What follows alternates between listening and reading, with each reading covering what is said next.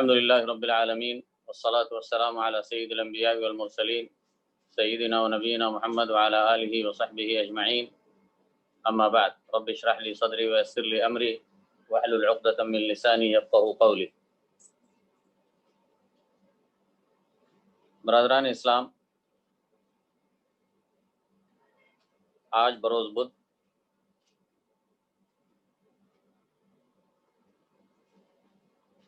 26 اگست 2020 ہمارا آج کا درس شہادت حسین رضی اللہ تعالی عنہ اور یوم عاشوراء کے حوالے سے رکھا گیا ہے۔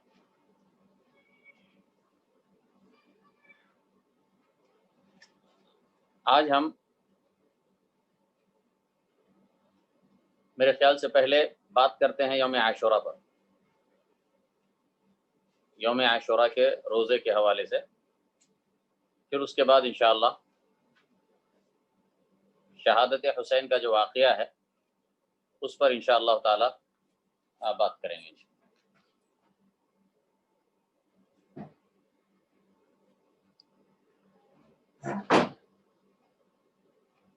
یوم عاشوراء یعنی ماہ محرم کی 10 تاریخ کو یوم عاشوراء کہا جاتا ہے۔ عاشوراء یعنی عاشر سے ہے، یعنی 10ویں تاریخ۔ تو ماہ محرم کی 10ویں تاریخ جو ہے وہ یوم عاشوراء کہلاتی ہے، اور اس دن کا روزہ وہ سنت ہے اور حدیث رسول صلی اللہ علیہ وسلم سے ثابت ہے، اور اس کی فضیلت بھی آئی۔ چنانچہ صحیح مسلم میں حضرت ابو قتادہ انصاری رضی اللہ تعالیٰ عنہ سے روایت ہے، وہ کہتے ہیں کہ رسول اللہ صلی اللہ علیہ وسلم نے فرمایا وَالصِّيَامُ يَوْمِ عَاشُورَاءَ أَحْتَسِبُ عَلَى اللَّهِ أَن يُكَفِّرَ السَّنَةَ الَّتِي قَبْلَهَا، یہ یوم عاشوراء کے روزے سے مجھے امید ہے کہ اللہ تعالیٰ گزرے ہوئے سال کے گناہ معاف فرمائے۔ اور اس روزے کی سنیت کے حوالے سے صحیح مسلم میں حضرت ابن عباس رضی اللہ تعالیٰ عنہ سے یہ واقعہ مذکور ہے، یہ تفصیل مذکور ہے کہ اللہ کے نبی صلی اللہ علیہ وسلم جب مکے سے ہجرت کر کے مدینہ تشریف لائے تو آپ نے دیکھا کہ وہاں پر یہودی عاشوراء کے دن روزہ رکھتے ہیں۔ تو آپ نے اس کا سبب پوچھا تو ان لوگوں نے جواب میں کہا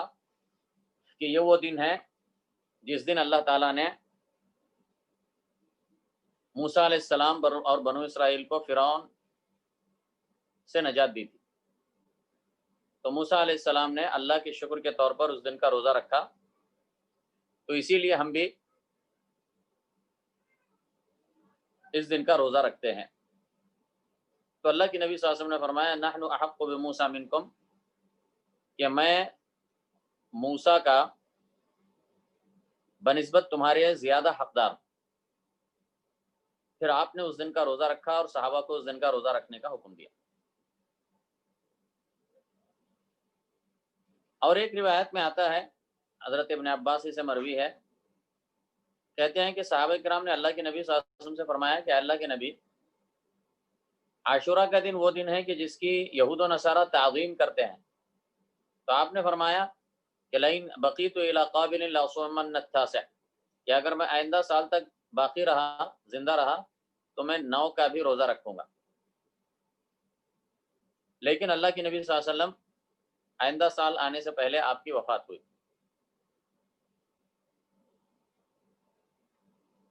اسی طرح سنن الکبریٰ للبیہقی میں ایک حدیث میں یوں آتا ہے، ابن عباس سے مروی ہے کہ رسول اللہ صلی اللہ علیہ وسلم نے فرمایا کہ خالف الیہود صوموا عاشوراء، خالف الیہود صوموا یوما قبلہ او یوما بعدہ، کہ عاشوراء کے دن کا روزہ رکھو لیکن یہودیوں کی مخالفت کرو، اور یوم عاشوراء سے ایک دن پہلے یا اس کے ایک دن بعد کا بھی روزہ رکھو۔ تو اس طریقے سے خلاصہ یہ ہوا ان ساری روایتوں کا کہ یوم عاشوراء کا روزہ سنت ہے، لیکن ساتھ میں یہ بھی سنت ہے کہ ایک دن مزید اس کے ساتھ ملا کر روزہ رکھا جائے، یعنی 2 دن کا روزہ، یا تو 9 اور 10 کا روزہ رکھا جائے یا پھر 10 اور 11 کا روزہ رکھا جائے۔ اور اس روزے کی فضیلت بھی معلوم ہوئی ابو قتادہ کی حدیث سے کہ اس سے گزرے ہوئے سال کے گناہ معاف ہوتے ہیں۔ تو یوم عاشوراء کے روزے کا روزہ سنت ہے، اور اس کا تعلق حضرت موسیٰ علیہ السلام اور بنو اسرائیل کی نجات کے واقعے سے ہے، اور یہ سنت والا روزہ ہے۔ اور اس روزے کا تعلق حضرت امام حسین کی شہادت سے بالکل نہیں ہے، کیونکہ یہ تو روزہ شہادت حسین سے پہلے سے چلا رہا ہے۔ شہادت حسین کا واقعہ تو 61 ہجری میں ہوا، جبکہ یوم عاشوراء کے روزے کی سنت وہ تو اللہ کے نبی صلی اللہ علیہ وسلم کے زمانے مبارک سے موجود ہے۔ یہ ہو گئی بات جہاں تک یوم عاشوراء کے تعلق سے۔ اچھا، دوسری تھوڑا سا اس بات پر بھی بات کرتے ہیں کہ عاشوراء کی مناسبت سے جو مختلف بدعات اور خرافات اور سنت کے مخالف اعمال شیعہ فرقے کے اندر عام ہیں، اور ان کے اثرات کی وجہ سے بہت سارے اپنے آپ کو سنی کہلانے والے مسلمان بھی بہت سارے بدعات اور خرافات پر یوم عاشوراء کی مناسبت سے محرم میں کرتے ہیں۔ تو انہی میں سے یوم عاشوراء کو غم کا دن منانا ہے، سوگ کا دن منانا، ہر سال اس کو سوگ کے دن کے طور پر منانا، کالے کپڑے پہننا، غم ظاہر کرنا، رونا، پیٹنا، چلانا، اور غم کو برانگیختہ کرنے والی نظمیں اور قصیدے پڑھنا، اور تفرقہ ڈالنے والی تقریریں کرنا، ماتمی جلوس نکالنا، اور بال نوچنا،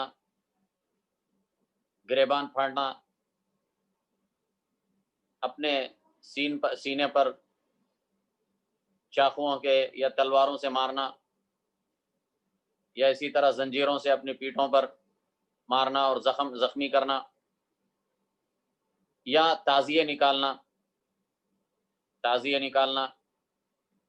اور اس قسم کے بہت ساری خرافات ہیں۔ تو یہ ساری جو خرافات ہیں اور ساری جو روایات ہیں جو شیعہ فرقے کی طرف سے ایجاد کردہ ہیں، اور پھر یہ سنیوں میں بھی سرایت کر چکے ہیں یہ ساری چیزیں، تو ان کے بارے میں یہ بتانا بھی ضروری ہے کہ ان سارے کاموں کا تعلق دین اسلام سے بالکل نہیں ہے، بلکہ یہ سارے اعمال سنت رسول کے منافی ہیں اور احادیث رسول کی صریح مخالفت ہے۔ اور اس حوالے سے اللہ کے نبی صلی اللہ علیہ وسلم کی بہت ساری احادیث ہیں جو صحیح احادیث ہیں، جیسے اللہ کے نبی صلی اللہ علیہ وسلم کی حدیث میں آتا ہے کہ لیس منا من ضرب الخدود وشق الجیوب ودعا بدعوى الجاہلیہ، ہم میں سے نہیں ہے وہ شخص تو جس نے گریبان پھاڑے اور جاہلیت والے دعوے کیے، لیس منا من ضرب الخدود، اور چہرے پر مارا اور گریبان پھاڑا اور جاہلیت والے دعوے کیے، ایسے لوگ ہم میں سے نہیں ہیں۔ اسی طرح اللہ کے نبی صلی اللہ علیہ وسلم نے فرمایا کہ انا بریء من الصالقۃ والحالقۃ والشاقۃ، میں بری ہوں، لا تعلق ہوں ہر اس عورت سے جو مصیبت کے وقت چیختی چلاتی ہے، بین کرتی ہے، بال مڈاتی ہے،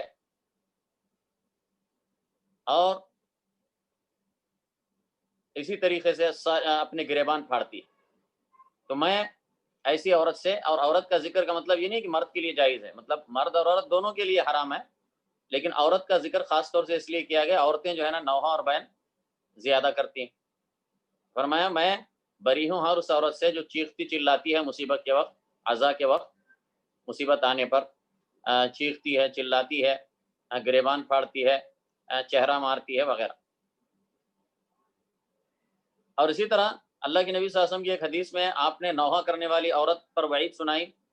کہ النائحۃ اذا لم تتب قبل موتها، کہ اگر نوحہ کرنے والی عورت اپنی موت سے پہلے اگر توبہ نہیں کرے گی تو اسے گندک کا لباس پہنایا جائے گا قیامت کے دن. تو اور اس قسم کے اور بھی احادیث ہیں، صحیح احادیث ہیں جو اللہ کے نبی صلی اللہ علیہ وسلم کی احادیث میں وارد ہیں. اور اللہ کے نبی صلی اللہ علیہ وسلم نے مصیبت کے وقت صبر کرنے کا حکم دیا ہے، صبر کی تلقین کی ہے، صبر کی، اور صبر کے بدلے میں اللہ کے پاس اجر و ثواب، اللہ کے پاس اجر و ثواب کی نیت رکھ کر صبر کرنا، اس کی اللہ کے نبی صلی اللہ علیہ وسلم نے تلقین کی. اور کسی کی موت پر جو غم اور افسوس ہوتا ہے، غم اور سوگ منانے کی جو مدت ہے، وہ بھی اللہ کے نبی صلی اللہ علیہ وسلم نے طے فرما دی ہے کہ وہ 3 دن ہے، سوائے اس کے کہ کسی عورت کا شوہر مر جائے تو وہ اس پر 4 مہینے 10 دن تک سوگ کرے گی. تو بہرحال یہ اللہ کے نبی صلی اللہ علیہ وسلم کی احادیث ہیں اور آپ کی سنت ہے. اور آپ یہ جو دیکھتے ہیں کہ آج کل جو ہو رہا ہے، تو یہ صریحاً رسول اللہ صلی اللہ علیہ وسلم کے لائے ہوئے دین و شریعت کی مخالفت ہے. تو کسی بھی ایسے مسلمان کے لیے، خاص طور سے جو اپنے آپ کو سنی کہتے ہیں، یعنی اہل السنہ کہتے ہیں، ان کے لیے جائز نہیں ہے کہ وہ اس قسم کے کام کریں، کیونکہ اہل السنہ کا مطلب یہ ہے کہ سنت و حدیث کے مطابق چلنا،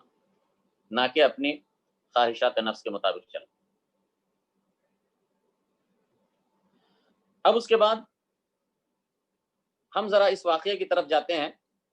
جو واقعہ شہادت حسین کا واقعہ ہے، اس کی طرف، اس کے بارے میں گفتگو کرتے ہیں. سب سے پہلے حضرت حسین رضی اللہ تعالیٰ عنہ کا نام و نسب ابو عبداللہ الحسین بن علی بن ابی طالب بن ہاشم، رسول اللہ صلی اللہ علیہ وسلم کے نواسے اور آپ کے محبوب، اور حضرت فاطمہ کے بیٹے ہیں جو کہ رسول اللہ صلی اللہ علیہ وسلم کی بیٹی ہیں. سن 4 ہجری کو ان کی ولادت ہوئی، اور عاشورہ کے دن محرم کے مہینے میں سن 61 ہجری کو کربلا میں، جو ارض عراق میں ہے، سرزمین عراق کا علاقہ ہے، وہاں پر ان کی شہادت ہوئی رضی اللہ عنہ وارضاہ. حضرت حسین کے فضائل کے حوالے سے بعض روایات آپ کے سامنے بیان کرتا ہوں. حضرت حسین کے فضائل میں سب سے پہلے تو یہ ہے کہ وہ آل بیت میں سے ہیں، آل بیت رسول میں سے ہیں، رسول اللہ صلی اللہ علیہ وسلم کے نواسے ہیں، اور آپ کی محبوب بیٹی حضرت فاطمہ کے چھوٹے بیٹے ہیں. ان کے 2 بیٹے حسن اور حسین، حسن بڑے تھے اور حسین چھوٹے ہیں. اور اللہ کے نبی صلی اللہ علیہ وسلم کے یہ دونوں محبوب تھے، حضرت حسن بھی اور حضرت حسین بھی. مسند احمد میں یعلا عامری روایت کرتے ہیں کہ ہم لوگ رسول اللہ صلی اللہ علیہ وسلم کے ساتھ ایک دعوت پر جانے کے لیے نکلے، تو راستے میں حضرت حسین نظر آئے جو بچوں کے ساتھ کھیل رہے تھے. تو اللہ کے نبی صلی اللہ علیہ وسلم ان کی طرف بڑھے ان کو پکڑنے کے لیے، لیکن بچہ ادھر ادھر دائیں بائیں جا رہا تھا، اور اللہ کے نبی اس کی طرف دائیں بائیں اس کے پکڑنے کے لیے جانے لگے. پھر آپ صلی اللہ علیہ وسلم اس سے ہنسی مذاق کرنے ہنسنے لگے کھیلنے لگے، یہاں تک کہ آپ نے اسے پکڑا، حضرت حسین کو پکڑا، پھر آپ نے اپنا ایک ہاتھ ان کی گدی پہ رکھا اور ایک ہاتھ ان کی ٹھوڑی کے نیچے رکھا اور اپنے ہونٹ کو ان کے ہونٹ پر رکھا،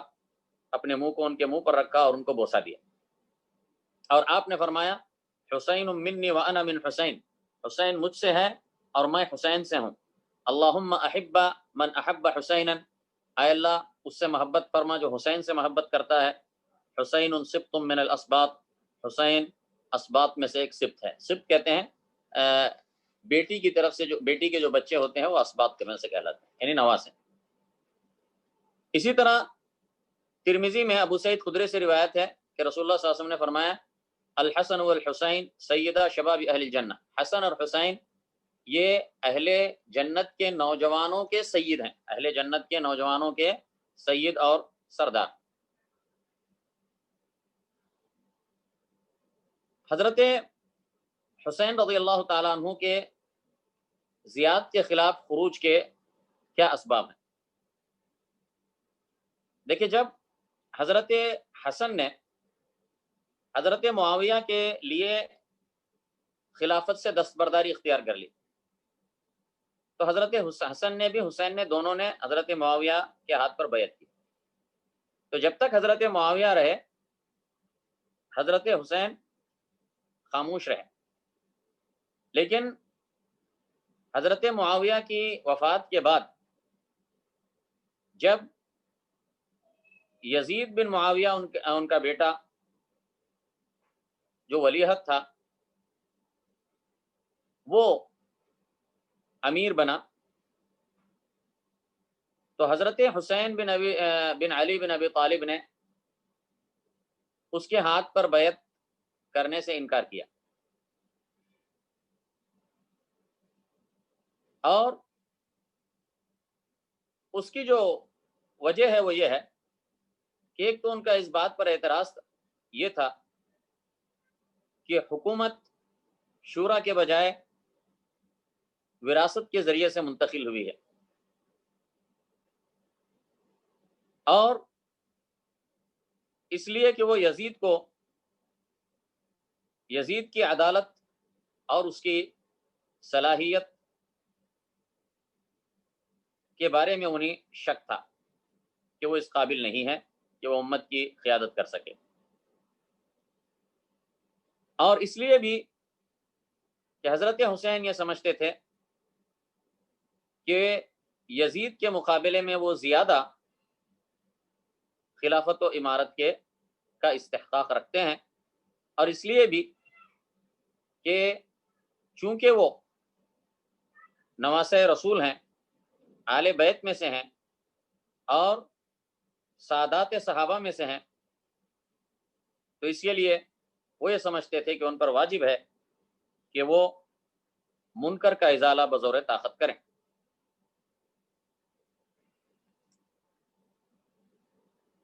بہرحال جب یزید امیر بنے تو حضرت حسین اس وقت مدینے میں تھے، تو مدینے کا جو والی تھا، مدینے کا والی ولید بن عتبہ بن ابی سفیان، انہوں نے کوشش کی تاکہ حسین بیعت کریں، لیکن انہوں نے بیعت نہیں کی اور مدینے کو چھوڑ کر وہ مکے کی طرف چلے آئے۔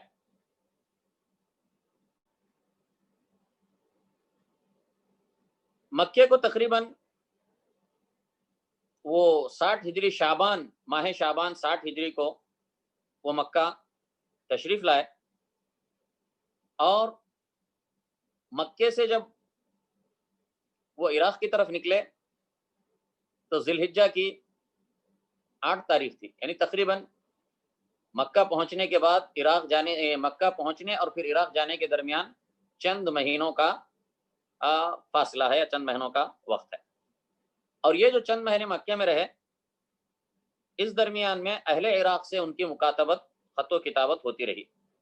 اور اہل عراق کے خاص طور سے اہل کوفہ کے وفود ان کے پاس یہاں پر آتے رہے۔ حضرت حسین نے مکے میں رہ کر خروج کیوں نہیں کیا؟ اس لیے کہ حضرت حسین یہ نہیں چاہتے تھے کہ ان کی وجہ سے مکے میں جنگ ہو اور مکے کی حرمت پامال کی جائے، جیسا کہ انہوں نے ابن عباس رضی اللہ تعالیٰ عنہ کے سامنے اس کی وضاحت کی۔ بہرحال حضرت حسین رضی اللہ تعالیٰ عنہ کے پاس کوفے والوں کے بہت سارے خطوط آئے کہ آپ ہمارے پاس آ جائیں، ہم سارے کے سارے لوگ آپ کے ہاتھ پر بیعت کرنے کے لیے تیار ہیں۔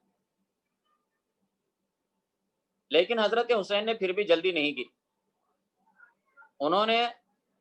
اپنے چچا زاد مسلم بن عقیل بن ابی طالب کو تحقیق کے لیے کوفہ بھیجا، تو کوفہ میں ان کے ہاتھ پر تقریباً 12,000 لوگوں نے بیعت کی۔ تو تب جو ہے حضرت مسلم بن عقیل نے حسین رضی اللہ تعالیٰ عنہ کے پاس خط بھیجا کہ سارے کوفے والے آپ کے ساتھ ہیں، آپ تشریف لائیں۔ تب حضرت حسین نے مکے سے نکلنے کا فیصلہ کیا، لیکن اس موقع پر بہت سارے صحابہ اور بہت سارے تابعین جو ان کے محبین میں سے تھے، ناصحین میں سے تھے، انہوں نے ان کو روکنے کی بہت کوشش کی۔ ان میں کئی لوگوں کے نام آتے ہیں جن میں خود ان کے بھائی محمد ابن الحنفیہ ہیں۔ تو محمد ابن الحنفیہ ان کے پاس پہنچے اور ان کو روکنے کی کوشش کی، اور انہوں کا کہنا تھا کہ یہ مناسب وقت نہیں ہے،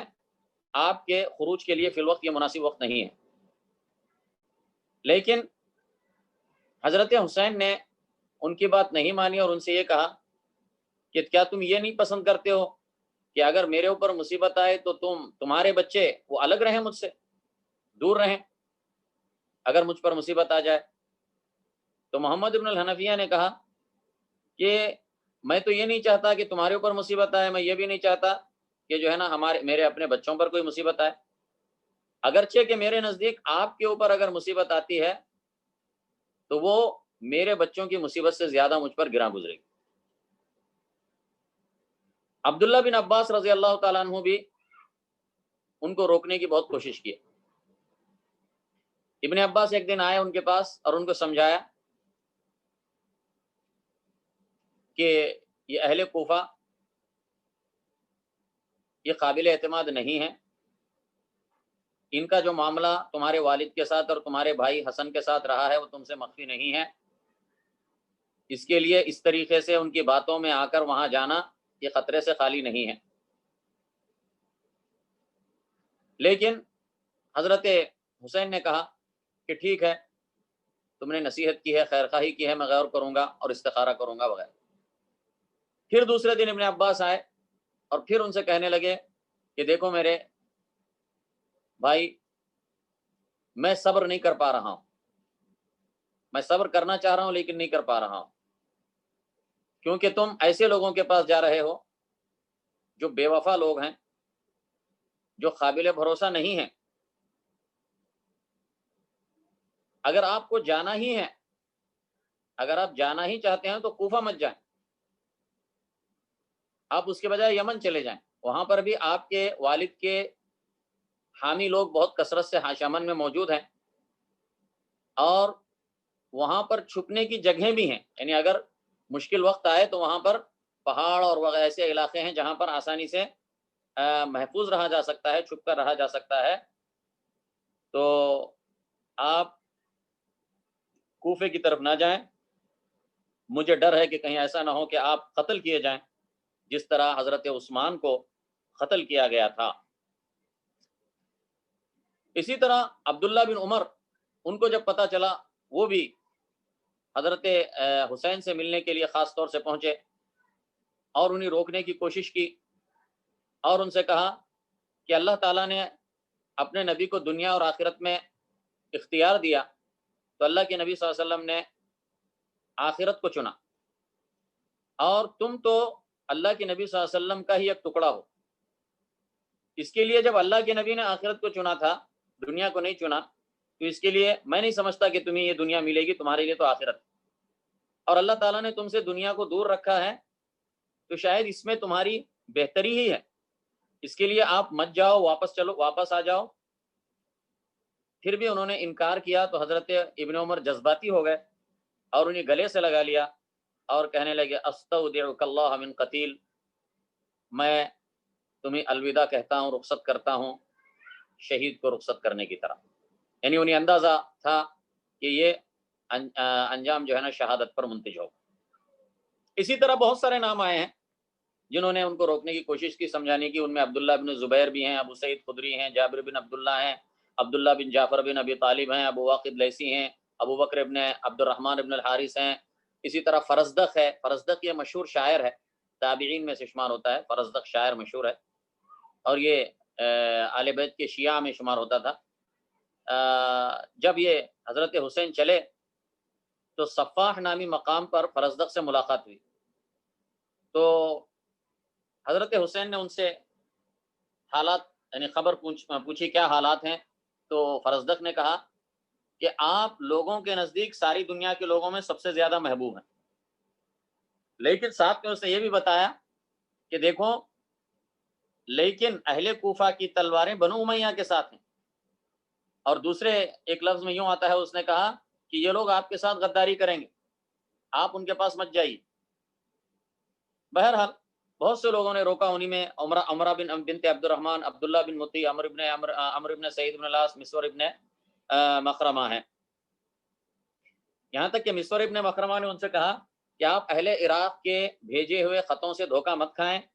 اور انہیں نصیحت کی کہ وہ حرم میں رہیں، اگر اہل عراق کو ان کی ضرورت ہے تو وہ خود جو ہے اپنے اونٹوں پر سواریوں پر سوار ہو کر مکے میں آ کر ان کو جو ہے ان کے ہاتھ پر بیعت کریں گے، ان کو ساتھ لے کر جا سکتے ہیں، آپ کو وہاں پر جانے کی ضرورت نہیں ہے۔ بہرحال لیکن حضرت حسین کا فیصلہ تھا اور وہ فیصلے پر بضد رہے کہ وہ جو ہے نکلیں گے، اور یہ اللہ تعالیٰ کی طرف سے شاید لکھا ہوا فیصلہ تھا، قضاء و قدر تھی۔ اور جو لوگ ان کو روک رہے تھے ان میں مختلف اسباب سے روک رہے تھے، بعض تو اس وجہ سے کہ اہل عراق خاص طور سے اہل کوفہ یہ بے وفا لوگ ہیں اور غدار ہیں، اور اس وجہ سے بھی یہ حضرت حسین کے قتل کیے جانے کا انہیں خوف تھا، اور اس بات کا خوف تھا کہ اہل عراق ان کے ساتھ غدر کریں گے، اور بہت سے صحابہ کرام نے انہیں اس نیت سے بھی روکا کہ اس سے امت میں جنگ ہوگی اور تفریقہ ہوگا۔ بہرحال حضرت حسین نکلے، یزید کو جب پتہ چلا تو یزید بن معاویہ تو اس نے کیا کیا، جب ان کے خروج کی خبر یزید کو ملی تو اس نے ابن عباس کے پاس خط بھیجا، اس لیے کہ وہ بنو ہاشم کے ایک شیخ تھے اور جلیل القدر تھے، تو ان کے پاس خط بھیجا کہ آپ حسین کو خروج سے روکو، اور اس کے بعد اس نے والی کوفہ نعمان بن بشیر کو معزول کر دیا۔ نعمان بن بشیر الانصاری کوفہ کے والی تھے، لیکن وہ نرم طبیعت کے تھے، تو اسی لیے اس نے، اور صحابی رسول بھی ہیں وہ نعمان بن بشیر، تو یزید نے ان کو معزول کیا اور ان کی جگہ پر عبید اللہ بن زیاد کو وہاں کا والی مقرر کیا، کیونکہ وہ سخت مزاج تھا، تاکہ وہ سختی کے ساتھ بغاوت کو کچلے، اس کا یہ مقصد تھا، اور اس نے ان کو حکم دیا عبید اللہ بن زیاد کو کہ مسلم بن عقیل کو ڈھونڈے اور یا تو انہیں گرفتار کرے یا قتل کرے یا وہاں سے جلا وطن کر دے۔ عبید اللہ بن زیاد یہ والی بن کر ادھر آیا، اور اس نے وہاں پر آ کر جو اہم اقدامات کیے ان میں سے یہ تھا کہ اس نے پہلے وہاں پہنچ کر لوگوں کو جمع کیا، کوفہ والوں کو، اور جو اطاعت کرنے والوں کو خیر کا وعدہ کیا، جو مخالفت میں کریں گے یا بغاوت کریں گے ان کو اس نے دھمکی دی، اور اس کے بعد اس نے ایک کام یہ کیا کہ مسلم بن عقیل کوفہ میں چھپے ہوئے تھے، تو مسلم بن عقیل کی تنظیم میں اپنا ایک آدمی گھسایا، اس نے ان کی تنظیم کے اندر اپنا ایک جاسوس گھسایا، جس ایک شامی شخص تھا جس کا نام معقل تھا، تو وہ جو ہے ان کی تنظیم کے اندر گھس گیا اور ان کا مقربین میں شامل ہو گیا، اور یہ دن بھر مسلم بن عقیل کے ساتھ رہتا تھا اور رات کو جا کر عبید اللہ بن زیاد کے پاس ساری خبریں جو ہے اس تک پہنچاتا تھا۔ مسلم بن عقیل کوفے میں ہانی بن عروہ کے گھر میں رکے ہوئے تھے، وہ ان کا خفیہ پناہ گاہ تھی۔ تو عبید اللہ بن زیاد نے ہانی بن عروہ کو اپنے پاس بلایا، تو ہانی بن عروہ اس کے پاس گئے۔ ہانی بن عروہ کو یعنی یہ نہیں معلوم تھا کہ اس کی ساری حقیقت اس کو معلوم ہے عبید اللہ بن زیاد، لیکن اس تک ساری بات پہنچی ہوئی تھی اس جاسوس کے ذریعے سے۔ جب اس کے دربار میں گئے تو اس نے ان سے کہا کہ مسلم بن عقیل کو ہمارے حوالے کر دو۔ انہوں نے انکار کیا تو اس نے ان کو وہیں پر قید کر دیا۔ جب قید کرنے کی خبر مسلم بن عقیل کو پہنچی، ہانی بن عروہ کو قید کرنے کی خبر، تو انہوں نے اپنے انصار کو، اپنے طرفداروں کو حکم دیا اور سارے جمع ہوئے ہتھیار بند ہو کر، تقریباً 4000 شیعہ یعنی ان کے حامی وہ نکلے اور انہوں نے عبید اللہ بن زیاد کے محل کا محاصرہ کر لیا۔ اب یہاں پر دیکھیں یہ کیسے اہل کوفہ تھے، آپ کو پتہ چلے گا۔ تو جب انہوں نے محاصرہ کر لیا تو عبید اللہ بن زیاد یہ بڑا شاطر تھا اور کافی داؤ پیچ جانتا تھا۔ اس نے کیا کیا، چالاکی سے کوفہ شہر کے جو وجہا تھے، اعیان تھے، بڑے لوگ تھے، شیوخ القبائل تھے، ان سب کو اپنے پاس اس نے جمع کر کے رکھا، یعنی اس طرح اغوا کر کے لا کے رکھتے، اس طرح اس نے اپنے پاس ان کو رکھا، اور ان کے ذریعے سے یہ جو اطراف اس کے محل کا گھیراؤ کرنے والے 4000 لوگ تھے ہتھیار بند، ان کو سمجھانے کی کوشش کی، اللہ سارم کے ذریعے سمجھایا کہ آپ لوگ یہاں سے چلے جاؤ، ورنہ جو ہے نا جنگ ہوگی، یا جو ہے نا شام سے جو ہے نا لشکر آنے والا ہے، اور اس قسم سے ان کے نفسیاتی جنگ شروع کی۔ تو لوگ آہستہ آہستہ جو ہے باتوں میں آ کر تھوڑے تھوڑے کھسکتے چلے گئے، خالی ہوتی گئی جگہ، یہاں تک کہ شام آنے سے پہلے جو ہے نا صرف 60 آدمی بچ گئے، 4000 میں سے صرف 60 آدمی بچ گئے۔ پھر اس کے بعد اس نے مزید کچھ لوگوں کو بھیجا جنہوں نے جا کر جو ہے نا ان سے بات کرنی شروع کی، بچے ہوئے لوگوں سے، اور پھر اس کے بعد کچھ مار دھاڑ بھی شروع ہوئی، مقابلہ بھی شروع ہوا۔ تو اس کے بعد جب مقابلہ شروع ہوا تو انہوں نے یہ محسوس کیا، عبید اللہ بن زیاد کے لوگوں نے محسوس کیا کہ یہ جو مسلم بن عقیل کے حامی ہیں وہ بھاگنا چاہتے ہیں، تو انہوں نے ان کو بھاگنے کا راستہ دیا، تو وہ بھاگ کر چلے گئے۔ تو شام جب ہوئی تو وہاں پر ایک آدمی بھی نہیں تھا، 4000 میں سے سارے بھاگ گئے، صرف مسلم بن عقیل اکیلے رہ گئے، بیچارے جو ہے وہ کوفہ کی گلیوں، سڑکوں پر، گلیوں میں جو ہے ادھر ادھر اکیلے بھٹکتے رہے، کوئی ان کے پاس پناہ گاہ تک نہیں تھی۔ تو آخر میں جو ہے نا ایک عورت کے گھر کے پاس رکے، تو ایک عورت باہر آئی، تو انہوں نے کہا میں کون ہوں، تو کہا مجھے پانی چاہیے، تو اس نے پانی دیا، پھر کہا اس نے تم پھر بیٹھے رہے باہر، تو اس عورت نے بتایا کہ تم کون ہو، ادھر کیوں بیٹھے ہو؟ تو انہوں نے کہا میں مسلم بن عقیل ہوں، کیا میں رات گزار سکتا ہوں؟ تو اس نے اجازت دی، تو وہ اجازت دی تو انہوں نے وہاں پر رات گزاری، لیکن اس عورت کا بیٹا وہ عبید اللہ بن زیاد کا آدمی تھا، تو اس نے فوراً جا کے عبید اللہ بن زیاد کو خبر کر دی، اور عبید اللہ بن زیاد کی پولیس نے آ کر مسلم بن عقیل کو گرفتار کیا، اور پھر اس کے بعد عبید اللہ بن زیاد نے مسلم بن عقیل کو قتل کیا، اور بعد میں ہانی بن عروہ کو بھی قتل کیا، اور ان دونوں کی لاشوں کو بازار میں لٹکایا۔ بہرحال یہ اس طریقے سے معاملہ ہوا یہاں پر کوفہ کے اندر۔ اب حضرت حسین وہاں سے نکل چکے تھے، جب وہ مقام شراف پہنچے تو ان کے پاس اطلاع ملی، یعنی راستے میں اطلاع ملی کہ مسلم بن عقیل قتل کیے جا چکے ہیں، اور ان کے جو حامی اور مددگار تھے وہ سارے کے سارے گھروں میں بیٹھ چکے ہیں، اور انہوں نے بے وفائی اور غداری کی ہے۔ تو جب یہ معاملہ ہوا، ان کے پاس یہ خبر آئی، تو اسی عرصے میں وہ مشورہ کرنے لگے اور یہ سوچنے لگے کہ اب کیا کیا جائے، واپس جانا چاہیے مدینے کو. لیکن اتنے میں ان کی مت بھیڑ ہو گئی. عبید اللہ بن زیاد نے 1000 کا لشکر شہر کے باہر بھیجا تھا حسین بن علی رضی اللہ عنہ کو روکنے کے لیے، اور اس کی قیادت حر بن یزید التمیمی کر رہا تھا. 1000 گھڑ سواروں کا لشکر تھا. لیکن یہ حر بن یزید التمیمی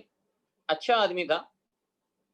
تو اس نے حضرت حسین رضی اللہ تعالیٰ عنہ کے ساتھ اچھا معاملہ کیا. تو حضرت حسین نے کہا کہ میں مدینہ واپس جانا چاہتا ہوں. تو اس نے کہا نہیں، مجھے مدینہ واپس جانے سے روکا گیا ہے کہ آپ کو جانے نہ دو مدینہ واپس. مجھے کہا گیا ہے کہ آپ کو کوفہ لے کر آؤں. تو انہوں نے کوفہ جانے سے انکار کیا. تو اس نے کہا ٹھیک ہے، آپ ایسا کرو، نہ مدینہ جاؤ نہ کوفہ جاؤ، کسی دوسرے راستے پہ چلو، میں ساتھ میں رہوں گا. تو انہوں نے شام کا راستہ اختیار کیا.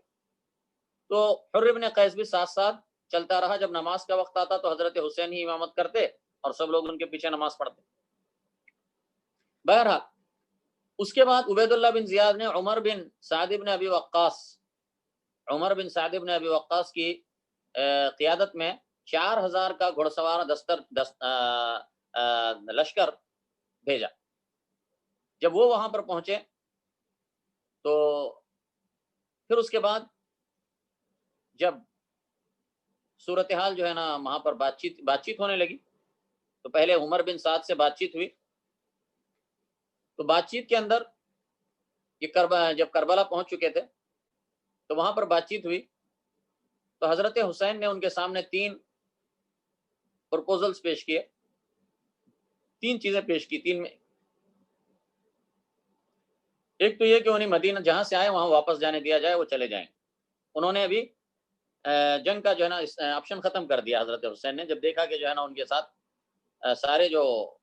ان کے حامی طرفدار تھے سب کے سب جو ہے گھروں میں بیٹھ چکے تھے، بلکہ ان کی طرف سے جنہوں نے خطوط لکھے تھے ان میں سے بہت سارے لوگ اب یہاں پر عبید اللہ بن زیاد کے لشکر میں شامل ایسے بھی. انہوں نے ان میں سے بہت سو کو نام لے کر پکارا کہ تم نے تو مجھے خط لکھا تھا. تو بہرحال تو بات چیت میں انہوں نے ایک آپشن یہ پیش کیا کہ مجھے جانے دیا جائے، جہاں سے آیا میں وہاں چلا جاتا ہوں. دوسرا انہوں نے ایک آپشن یہ دیا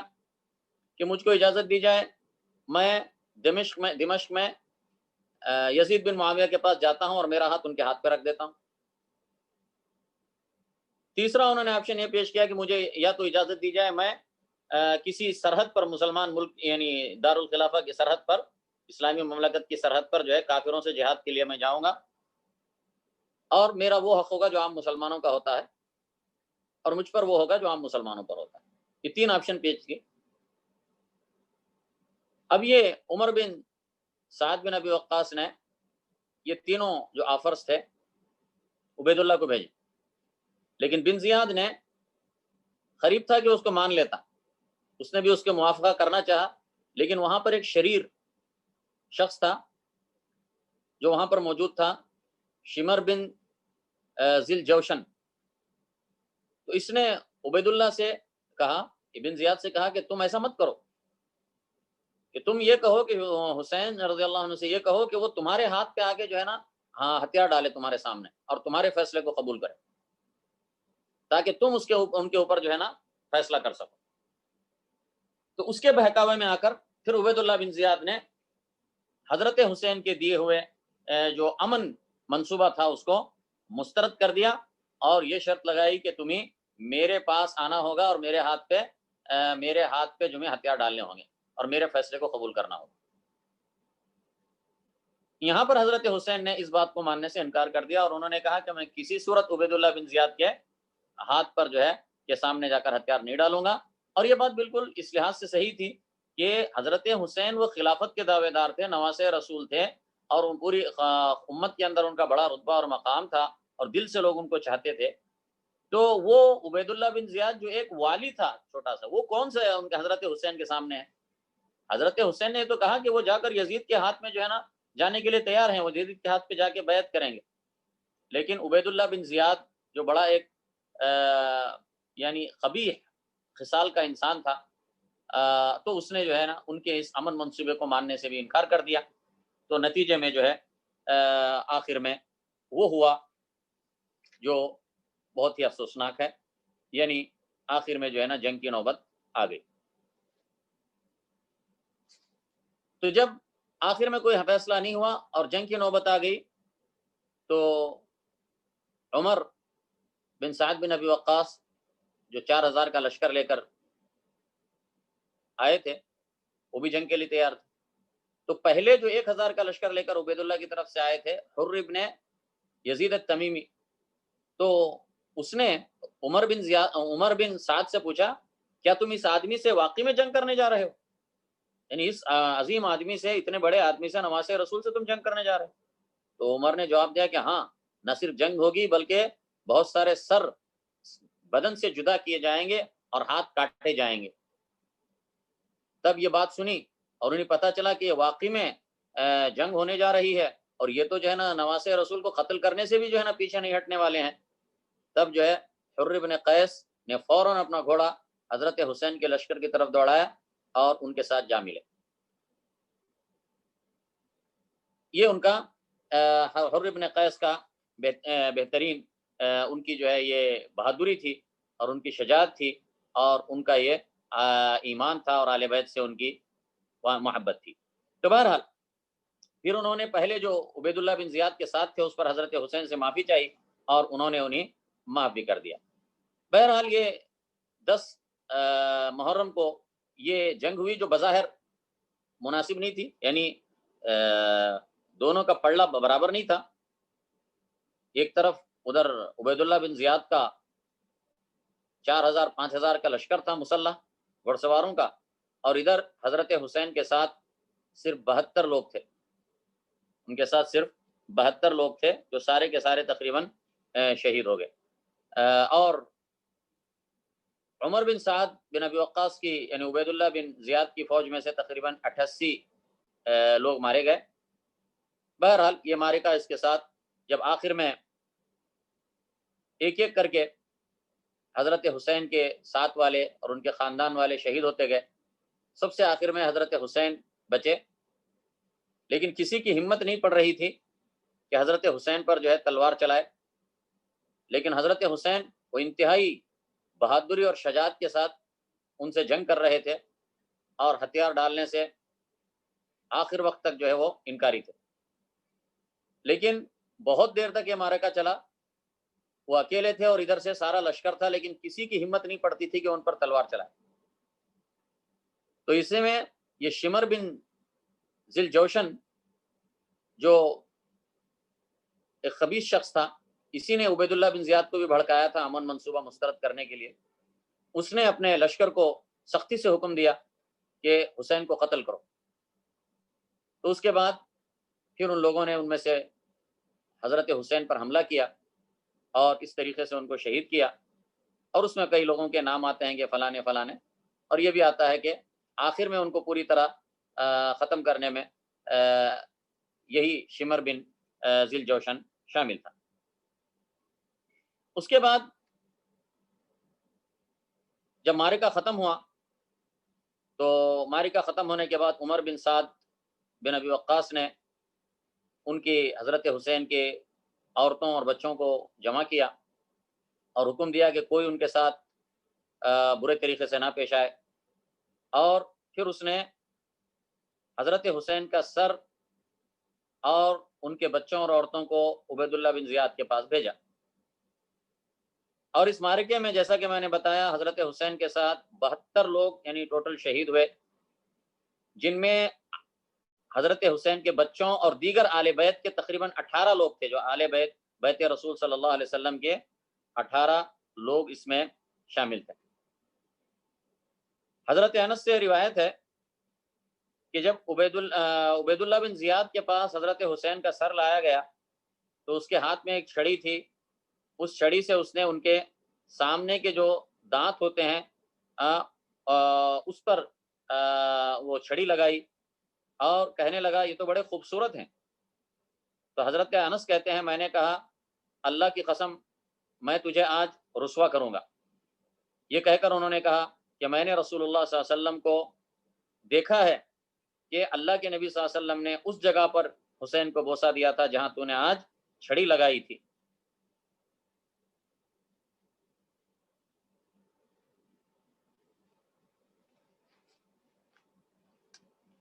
اور اسی طرح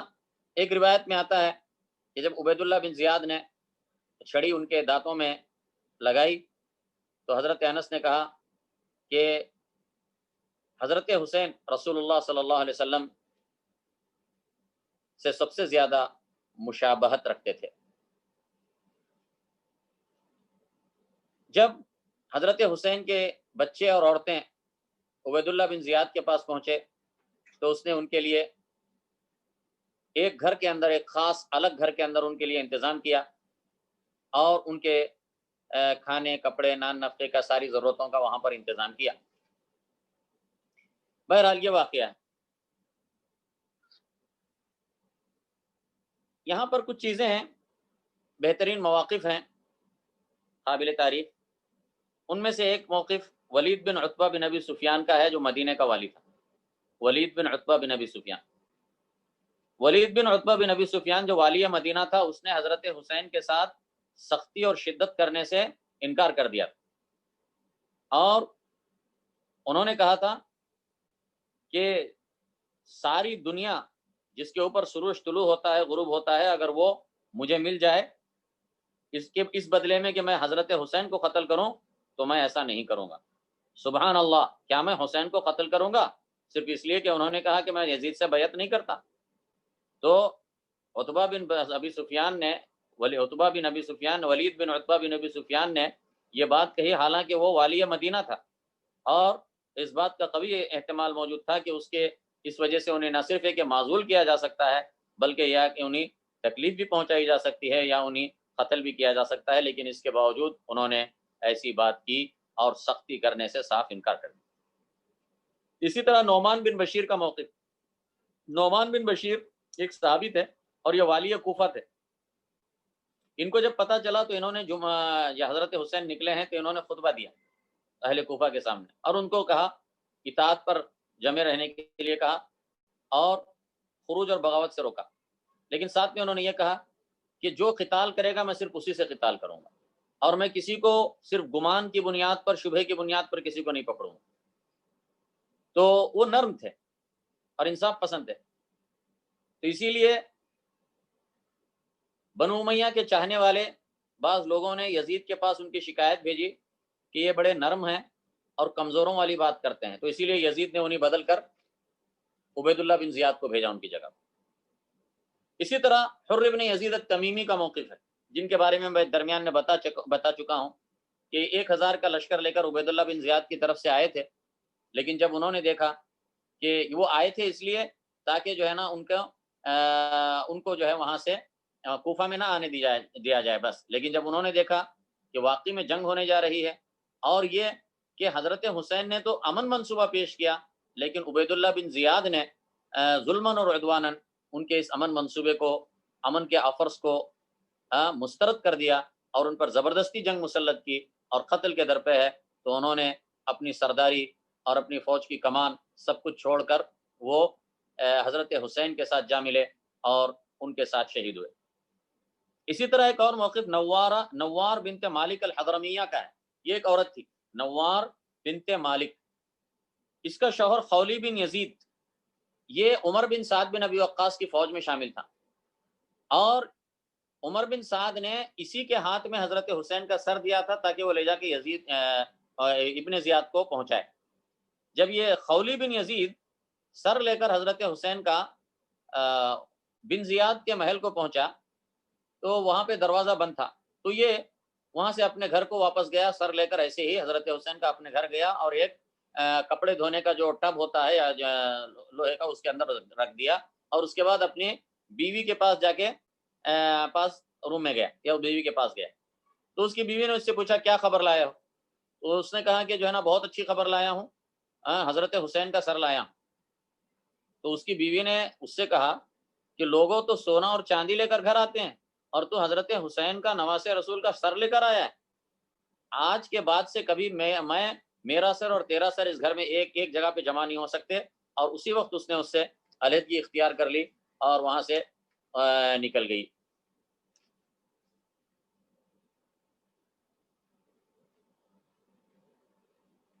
شہادت حسین کے واقعے کے بعد یزید کا موقف، یزید بن معاویہ کا موقف۔ جب بن زیاد نے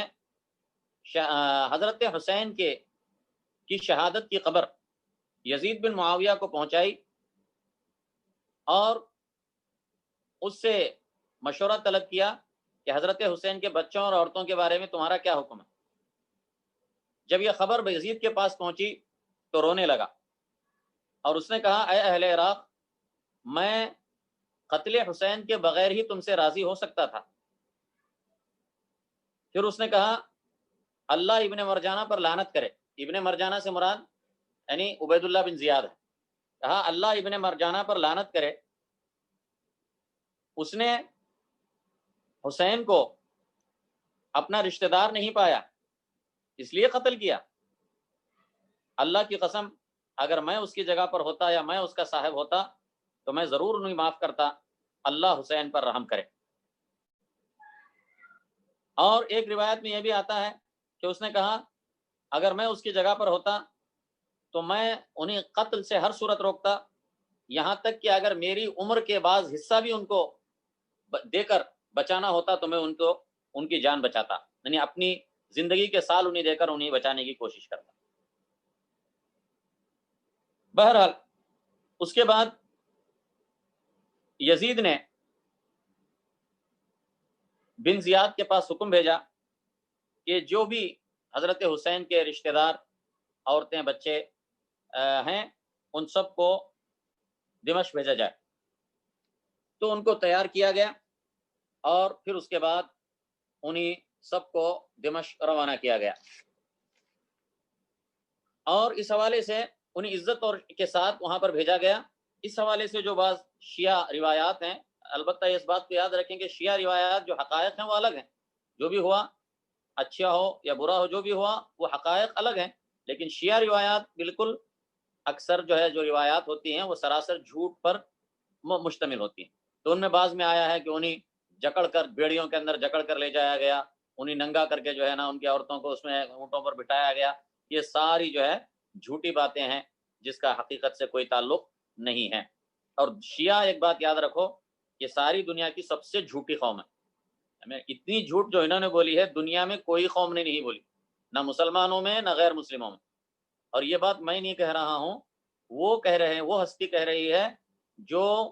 پوری تاریخ اور پوری جو ہے یہود و نصارہ کی اور پوری مسلمانوں کی تاریخ کا علم رکھتی ہے، اور وہ ہے شیخ الاسلام ابن تیمیہ کی۔ وہ کہتے ہیں کہ پوری دنیا میں شیعہ سے بڑھ کر رافضیوں سے بڑھ کر جھوٹا کوئی بھی نہیں۔ جب حضرت حسین کے بیٹے اور عورتیں وہاں پر یزید کے پاس پہنچی تو فاطمہ بنت الحسین نے یزید سے کہا اے یزید، کیا رسول اللہ صلی اللہ علیہ وسلم کی بچیوں کو تم لونڈی بنانا چاہتے ہو؟ تو اس نے جواب دیا نہیں، بلکہ آزاد ہیں اور معزز ہیں۔ پھر اس کے بعد اس نے ان سے کہا کہ تم اپنے چچا زاد اپنی کزنس کے پاس اندر جاؤ گھر میں،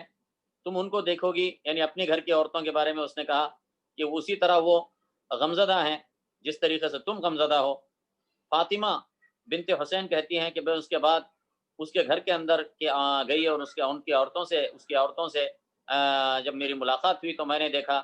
کہ وہاں پر جو بھی عورتیں تھیں وہ رو رہی تھیں۔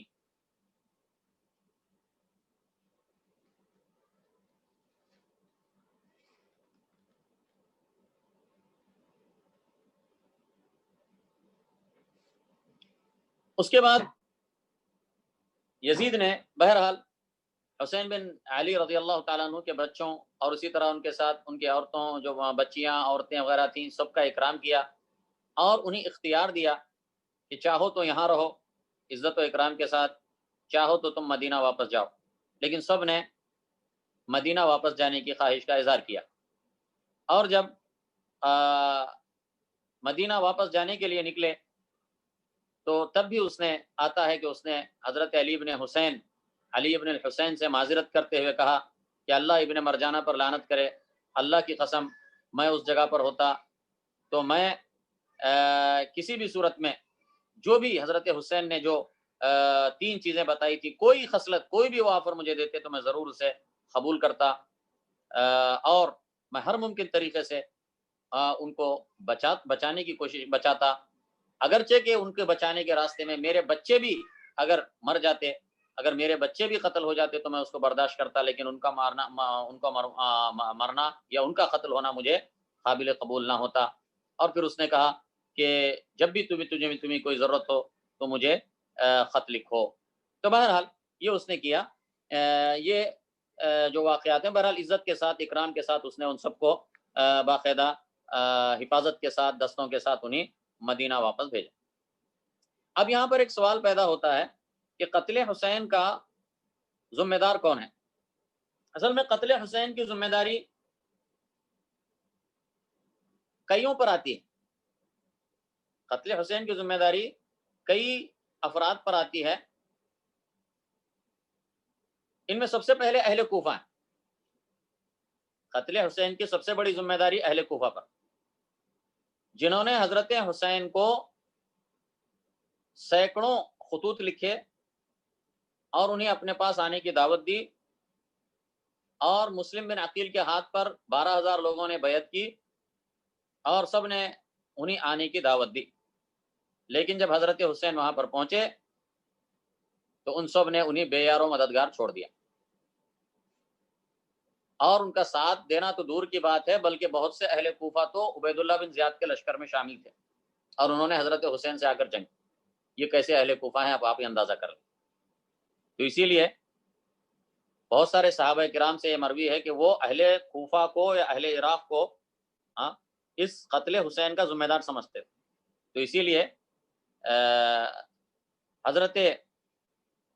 ام المومنین ام سلمہ رضی اللہ عنہ کے بارے میں آتا ہے کہ انہوں نے کہا اللہ اہل عراق پر لعنت کرے، ان لوگوں نے نواسہ رسول کو قتل کیا، اللہ انہیں قتل کرے۔ انہوں نے نواسہ رسول کو دھوکہ دیا اور انہیں بہکاوے میں لایا، یعنی انہیں دھوکہ دیا اور انہیں دھوکہ دے کر اپنے پاس بلایا، اللہ ان پر، ان اہل عراق پر لعنت کرے۔ حضرت ابن عمر کے بارے میں آتا ہے کہ ان کے پاس ایک اہل عراق کا ایک وفد آیا، اہل عراق کا ایک وفد آیا۔ ان میں سے ایک شخص نے حضرت عبداللہ ابن عمر سے ایک مسئلہ پوچھا، کہنے لگا حالت احرام میں احرام کے کپڑے پر اگر مچھر کا خون لگ جائے تو اس کا کیا حکم؟ مچھر کے خون کا کیا حکم ہے حالت احرام میں یا احرام کے کپڑے پر؟ تو حضرت ابن عمر نے تعجب کرتے ہوئے کہا اے اہل عراق، تم پر بڑا تعجب ہوتا ہے، تم نے تو نواسہ رسول کو قتل کر دیا، نواسہ رسول کا خون کر دیا، اور اب جو ہے نا مچھر کے خون کے بارے میں مسئلہ پوچھنے آئے ہو۔ الفرق بین الفرق میں بغدادی کہتے ہیں کہ کوفہ کے جو رافضی ہیں یہ غداری اور بخل سے موصوف ہیں،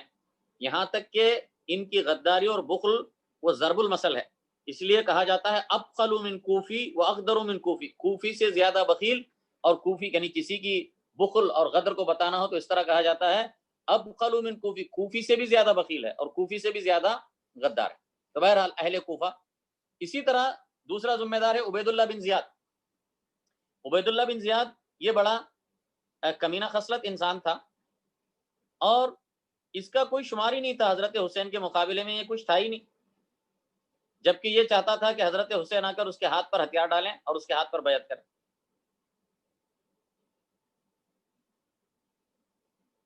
تو بہرحال یہ ذمہ دار تھا، کیونکہ وہاں پر جو واقعات ہو رہے تھے اس میں براہ راست جو فیصلہ لینے والا تھا اور اس کا جو چلانے والا تھا وہ عبید اللہ بن زیاد تھا۔ اگر وہ ان کے امن منصوبوں کو قبول کرتا تو یہ سب کچھ نہ ہوتا تھا، لیکن اس نے کمال تکبر سے سرکشی سے اس نے ان کے امن کے آفرز کو مسترد کر دیا اور انہیں شہید کروایا۔ اسی طریقے سے عمر بن سعد بن ابی وقاص، عمر بن سعد بن ابی وقاص یہ سعد بن ابی وقاص کا بیٹا ہے۔ سعد بن ابی وقاص تو بہت جلیل القدر صحابی ہیں، لیکن عمر نے ایسا کام کر دیا کہ دنیا کے اندر اس نے اپنی بدنامی کا سامان کیا۔ عمر بن سعد بن ابی وقاص یہ بھی شروع میں حضرت حسین سے لڑنے کے لیے تیار نہیں تھا۔ عبید اللہ بن زیاد نے جب انہیں اس کام پر بھیجنا چاہا تو اس نے استعفیٰ دینا چاہا اور اس نے معافی چاہی کہ میں یہ کام نہیں کروں گا، تو عبید اللہ بن زیاد نے ان کو دھمکی دی کہ اگر تو نے ایسا کیا تو میں تمہیں معزول کر دوں گا۔ وہ رے شہر کا ان کو امیر بنایا تھا، کہا کہ تمہیں میں رے کی امارت سے معزول کر دوں گا، اور اس نے ان کے مطلب دنیاوی جاہ و مرتبہ اور منصب اور عہدے سے معزول کرنے کی دھمکی دی، تو دنیا کی خواہش نے عمر بن سعد بن ابی وقاص کو دنیا کی خواہش نے انہیں حضرت حسین سے جنگ کرنے پر آمادہ کیا. حالانکہ بہت سارے ان کے ناصحین نے انہیں روکا، لیکن پھر بھی وہ دنیا کی خواہش میں، عہدے اور منصب اور عمارت اور ولایت کی خواہش میں وہ عبید اللہ بن زیاد کی اس نے اطاعت کی، اور اس طریقے سے ان کے اوپر بھی ذمہ داری. اسی طریقے سے یزید بن معاویہ، لیکن یزید بن معاویہ اگرچہ کہ ہم نے آپ کو بتایا کہ یزید بن معاویہ نے حضرت حسین کے قتل کا نہ حکم دیا تھا، نہ وہ حضرت حسین کے قتل کی خبر آنے پر خوش ہوا، اور اس نے عبید اللہ بن زیاد کی مذمت کی، اس پر لعنت بھیجی کہ اس نے حضرت حسین کو قتل کیا. لیکن اس کے باوجود وہ بھی قتل کی ذمہ داری سے پوری طرح بری نہیں ہو سکتا، کیونکہ بحیثیت مجموعی وہ اس کی حکومت تھی، مرکزی حکومت اس کی تھی، یزید کی تھی، اور عبید اللہ بن زیاد اسی کا مقرر کردہ والی تھا. اس لیے یزید اس حیثیت سے ذمہ دار. اور دوسرے یہ کہ اس نے یہ بھی ممکن، اس نے اگرچہ کہ قتل کرنے کا حکم نہیں دیا تھا پہلے سے، لیکن وہ روک بھی سکتا تھا پہلے سے کوئی خط لکھ کر کے اگر ایسی کوئی صورتحال پیدا ہو جائے تو قتل نہ کریں، لیکن ایسا بھی اس نے نہیں کہا. اور اسی طرح جب بعد میں اس نے ابن مرجانہ یعنی عبید اللہ بن زیاد کی بہت مذمت کی، اس پر لعنت بھیجی، اس کو برا بھلا کہا، اور قتل حسین کی خبر پر بہت غمزدہ بھی ہوا، لیکن اس کے باوجود اس نے عبید اللہ بن زیاد کو معزول بھی نہیں کیا. تو بہرحال ذمہ داری اس کے اوپر بھی عائد ہوتی ہے، وہ ذمہ داری سے بری نہیں ہو سکتا، اس وجہ سے کہ وہ نہ اس نے قتل کا حکم دیا اور نہ وہ قتل پر راضی تھا، اور وہ خود اس پہ غمزدہ ہوا، اس کے باوجود بھی اس پر بھی ذمہ داری آتی ہے، اس لیے کہ وہ اس پورے سلطنت کا سلطان یا حاکم امیر وہی تھا. اور اسی طریقے سے جو شمر بن ذی الجوشن ہے، تو وہ بھی جو ہے نا اس کے اوپر بڑی ذمہ داری ہے کہ اسی نے عبید اللہ بن زیاد کو بھڑکایا تھا کہ جو ہے امن منصوبے کو قبول نہ کریں، اور پھر حضرت حسین کے قتل کرنے پر جب سارے لوگ پیچھے ہو رہے تھے، کوئی آگے بڑھنے کو تیار نہیں تھا، تبھی اسی شخص نے سب کو غصہ کر کے ان کو مجبور کیا اور انہیں دھمکایا کہ جو، اور انہیں ابھارا کہ جو ہے نا حضرت حسین کو شہید کیا جائے. یزید کے بارے میں کیا موقف ہونا چاہیے؟ یزید کے بارے میں 3 الگ الگ موقف ہیں، 2 افراط و تفرید ہے اور تیسرا راستہ درمیانی. پہلا جو قول ہے وہ یہ، جو عام طور سے شیعہ اور شیعہ سے متاثر لوگ کہتے ہیں کہ وہ کافر تھا، منافق تھا، اور اس نے جنگ بدر میں اس کے جو دادا اور اس کے رشتہ دار مارے گئے تھے ان کا بدلہ نواسے رسول سے لیا وغیرہ. یہ رافضیوں کے اور ایسی باتیں کرنا بہت آسان، کیونکہ یہ جو رافضی ہیں وہ تو حضرت ابوبکر و عثمان و حضرت ابوبکر اور عمر اور عثمان کو بھی کافر کہتے ہیں، تو ان کے لیے یزید کو کافر کہنا کون سا مشکل کام؟ تو اس کے لیے یہ تو رافضیوں پر معمولی سی بات. دوسرا قول یہ تو یہ ایک انتہا ہے. دوسرا قول یہ ہے کہ وہ عادل امام تھا، عادل حکمراں تھا، اور اولیاء اللہ میں سے تھا، صحابہ میں سے تھا، اور بعض لوگ اس میں اور بھی زیادہ غلو کرتے ہیں جن کو نواسب کہا جاتا ہے. لیکن یہ دونوں اقوال غلو ہیں اور افراط اور تفریط ہیں، اور اس قسم کے دونوں ہی اقوال اہل عقل، اہل علم، معروف اہل سنہ والجماعہ سے منقول نہیں. تیسرا قول جو ہے یہ وسط اور درمیانی، وہ یہ ہے کہ وہ مسلمان بادشاہوں میں سے ایک بادشاہ تھا، اس کی کچھ اچھائیاں بھی ہیں، اس کی کچھ برائیاں بھی ہیں، وہ کافر نہیں تھا، لیکن اس کی وجہ سے بہت سارے ناپسندیدہ واقعات اس کے دور میں ہوئے، جن میں حضرت حسین کا قتل بھی ہے، اور مدینہ میں اہل حرہ کے خلاف جو اس نے جو ہے فوج کشی کی تھی مدینہ پر، مدینہ وہ واقعہ بھی ہے جو بعد میں پیش آیا تھا قتل حسین کے بعد، جس میں بہت سارے صحابہ بھی شہید ہوئے تھے، اور اہل مدینہ بہت سارے جو ہے نا ہزاروں کی تعداد میں شہید ہوئے تھے اور ظلم ہوا تھا. تو اس کے لیے وہ نہ صحابی رسول ہے، نہ اولیاء اللہ، نیک اولیاء اللہ میں سے ہے، سمجھے؟ تو بہر لیکن وہ نہ کافر ہے، کافر بھی نہیں ہے، اور نہ وہ جو ہے نا نیک اولیاء اللہ میں سے ہے، اور نہ صحابی ہے۔ یہ قول جو ہے یہ اہل علم اور عقل اور سنہ اور جماع کا قول ہے۔ لیکن اس قول والوں میں بھی اختلاف ہے۔ بعض اس پر لعنت کرتے ہیں، اور بعض اس سے محبت کرتے ہیں، اور بعض نہ اس سے محبت کرتے ہیں نہ اس پر لعنت کرتے ہیں اور گالی گلوچ کرتے ہیں۔ اور یہ جو تیسرا طریقہ ہے، تیسرے طریقے میں سے کہ نہ وہ اس کو سے محبت کرتے ہیں، نہ اس کو جو ہے نا گالی گلوچ کرتے ہیں، اور نہ اس پر لعنت بھیجتے ہیں، یہی طریقہ معتدل طریقہ ہے، اور امام احمد سے بھی ایسا ہی منقول ہے، اور دیگر اعتدال پسند جو اہل السنہ والجماعہ ہیں ان سے ایسا ہی آیا ہے۔ صالح بن احمد بن حنبل وہ کہتے ہیں میں نے اپنے باپ سے کہا کہ بعض لوگ ایسے ہیں جو یزید سے محبت کرتے ہیں، تو حضرت امام احمد نے فرمایا اے میرے بیٹے، کیا کوئی شخص جو اللہ اور آخرت کے دن پر ایمان رکھتا ہے وہ یزید سے محبت کرے گا؟ تو صالح کہتے ہیں میں نے اپنے باپ سے کہا پھر آپ اے میرے ابو، پھر آپ اس پر لعنت کیوں نہیں بھیجتے ہیں یزید پر؟ تو انہوں نے کہا اے میرے بیٹے، تو نے اپنے باپ کو کب دیکھا کہ وہ کسی پر لعنت بھیجتا ہے؟ تو اس طرح یہ جو امام احمد کا قول ہے یہ اعدل الاقوال ہے، درمیانی قول ہے، نہ کیونکہ کسی مخصوص شخص پر لعنت بھیجنا یہ جائز نہیں ہے۔ لعن معین جسے کہتے ہیں، کسی کی تعین کر کے لعنت بھیجنا جائز نہیں ہے۔ جیسے شراب پینے والے پر لعنت،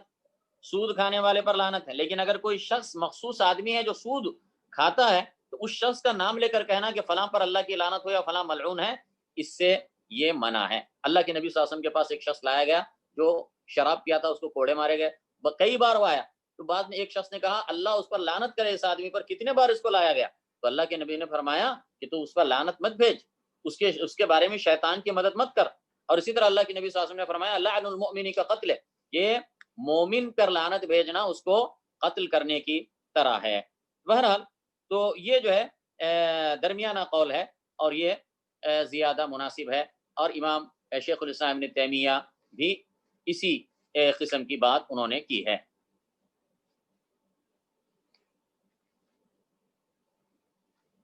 تو بہرحال اس طریقے سے ہمارا جو آج کا درس تھا تقریباً ہم نے اس حوالے سے بہت ساری تفصیلات آپ کے سامنے رکھی ہیں، تو جس سے صورت واقعہ جو پیش آئی تھی اس کا ایک تصور آپ کے ذہنوں میں آیا ہوگا۔ تو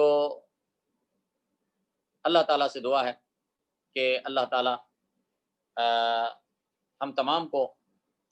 ہدایت اور حق اور اعتدال کے راستے پر چلنے کی توفیق عطا فرمائے، اور کتاب اور سنت اور سلف صالحین کے طریقے اور منہج پر چلنے کی ہمیں توفیق عطا فرمائے، اور ہمیں ہمارے دلوں میں اپنے نبی صلی اللہ علیہ وسلم کی،